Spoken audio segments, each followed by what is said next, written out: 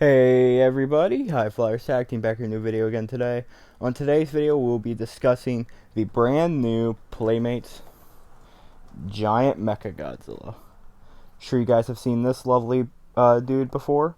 Um, let's go on ahead and do a bit of a rotation. Great figure. Very excited to get this out of the box. Here's an image from the movie right here. I'm sure you guys can see. We get an actual CGI render of what Mechagodzilla looks like from the front. Looks absolutely gorgeous. I'm digging this design a lot. I know a lot of friends is growing on, and I cannot wait to see him in the movie. He's going to steal the show for me, I'm sure. But without further ado, let's get him out of the box, shall we?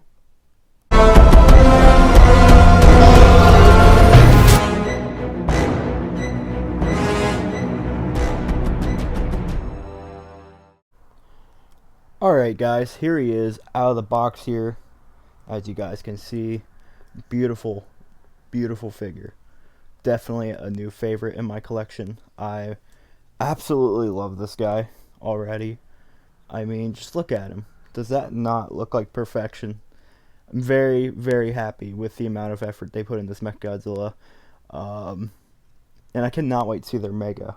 But, let's get started with the review. Alright, so first things first for articulation.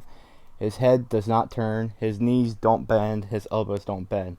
Kind of weird because they look like they should be able to, but they can't. And the arms don't really go out.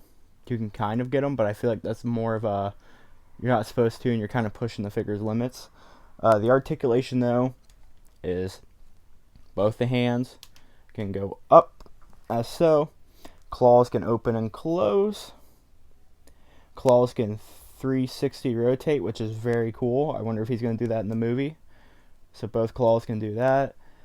For the legs, you can get them up and down, but they kind of get stuck. Like, all these parts kind of get stuck on each other eventually. So you're not going to have like a permanent, like, it only can go so far. Same with the other leg. The ankles can turn. They can't go 360 though. Same issue, they get stuck. So that's there. And then for the tail, 360 for the top piece, and there's another piece, and you can get another 360 going there. So some pretty good articulation compared to the other giant figures. It's actually very good articulation. For the detail here, I mean, I think it looks absolutely gorgeous. Very shiny. It reflects some light pretty well. It has a lot of nice details. It does have some screw holes, if you guys can see them. There's some different screw holes throughout it. If that's an issue for you, you're going to complain about it, but that's not really going to bother me too much because it's not as noticeable in this figure as it is for Godzilla. It's also interesting because if you look here, let me grab it. The tip of the tail is a different color from the rest of the body, which is honestly kind of weird. I don't know why it's like that. It's the same color as the dorsal plates, but yeah, I don't know what they were thinking when they did that. Speaking of the dorsal plates, they are made, other than the middle ones are rubber, but they can't bend as much. But the outside ones you can completely just screw around with and bend however you want. You can get, it's safe for kids. Kids aren't gonna like get hurt on it or anything. And yeah, no, it's very good. It just feels very nice to have in hand. So guys, let's go on ahead and let's do a few comparisons.